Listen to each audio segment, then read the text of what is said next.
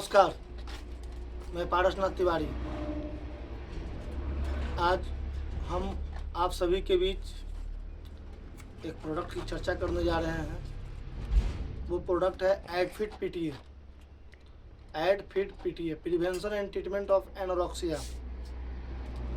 Sir, जब पशु का भोजन खत्म हो जाता है, आप कहीं भी ट्रीटमेंट करने जाते हैं, तो ट्रीटमेंट करने के दौरान क्या होता है, पशु को सबसे पहले केस आता है कि पशु दाना ज़्यादा छोड़ दी, भूख की कमी हो जाती है। भूख की कमी हो जाती है। तो भूख की कमी के लिए आप दवा चलाते हैं, जी। लेकिन जो रिजल्ट आपको मिलना चाहिए वो नहीं मिल पाता है। कारण क्या है कि भूख के बहुत सारे कारण हैं, भूख खत्म होने के बहुत सारे कारण हैं, जिसमें कि सबसे पहला कारण आता है एंटीबायोटिक ट्रीटमेंट। जी। अगर आप पशु को गए एंटीबायोटिक से ट्रीटमेंट कर दिए तो हानिकारक बैक्टीरिया के साथ साथ लाभदायक बैक्टीरिया भी मर जाता है जी। या गट में इन्फेक्शन है, माइक्रोफ्लोरा की संख्या रूमेन में कम हो चुका है, तो वहाँ पे पशु को अगर भोजन खत्म हुआ है उस परिस्थिति से, तो उसको क्या चाहिए, प्रोबायोटिक और फाइटोबायोटिक। प्रोबायोटिक एक अच्छा बैक्टीरिया होता है जो हानिकारक बैक्टीरिया को मारने के साथ साथ शरीर में इम्यूनिटी को डेवलप करता है, और फाइटोबायोटिक किसी भी प्रकार को संक्रमण को खत्म करता है। अब सोचिए कि अगर वहाँ पे प्रोबायोटिक और फाइटोबायोटिक की जरूरत है, आप दे रहे हैं भूख की दवा, तो सर वो हो सकता काम नहीं कर पाए। दूसरा जो भूख नहीं लगने का कारण है वो है इंडाइजेशन, ब्लॉट, टिम्पैनी, अनडाइजेस्टेड फीड, जो डाइजेशन नहीं हुआ या इंडाइजेशन का केस।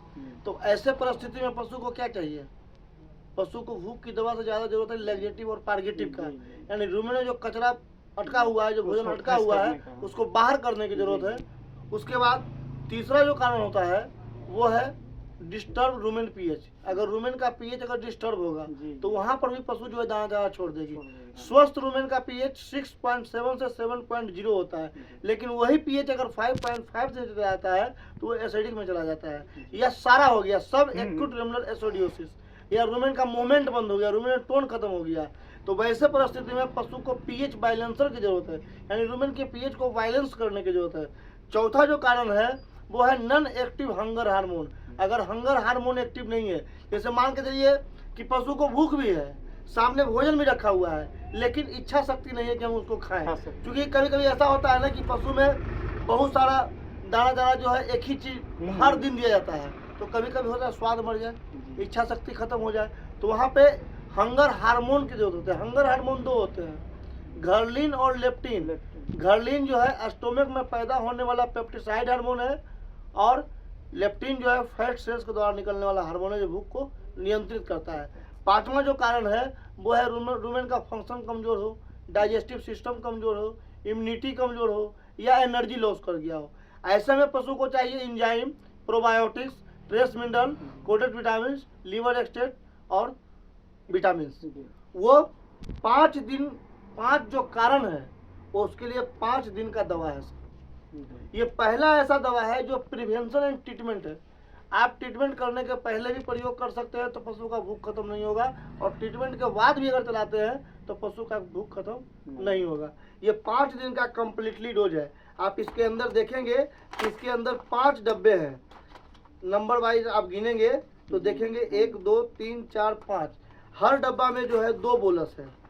आप इसको देखेंगे कि इसमें 2 बोलस है, एक सुबह देना है और एक शाम देना है। इसमें नंबर भी लिखा हुआ है, सेम चीज एडफिट पीटीए डे 1, ऐसा ही डे 1 करके डे 5 तक आपको देना है। हाँ, पहला दिन जैसा ही अगर पशु को आप दिए तो वो करेगा क्या कि प्रोबायोटिक और फाइटोबायोटिक की कमी को पूरा करेगा। दूसरा दिन लैक्सेटिव और पार्गेटिव के काम करेगा, यानी रूमेन को साफ कर देगा। तीसरा दिन रूमेन के पीएच को मेंटेन करेगा। चौथा दिन हंगर हार्मोन की कमी को पूरा करेगा। पांचवा दिन enzyme, probiotic, trace mineral, coated vitamin, liver extract, yeast और ग्लूकोज की कमी को पूरा करेगा, यानी कि पूरे भूख के सिस्टम को सही करेगा। Adfit PTA bolus prevention and treatment of anorexia. अगर जब भी पशु रूमेनल डिस्टर्बेंस से परेशान है, रूमेन डिस्टर्ब हो चुका है, पशु दाना छोड़ दी है, ऐसे में सिस्टम को सही करने के लिए आप एडफिट पीटीए खिलाएं और पशु को भूख से बचाएं। धन्यवाद।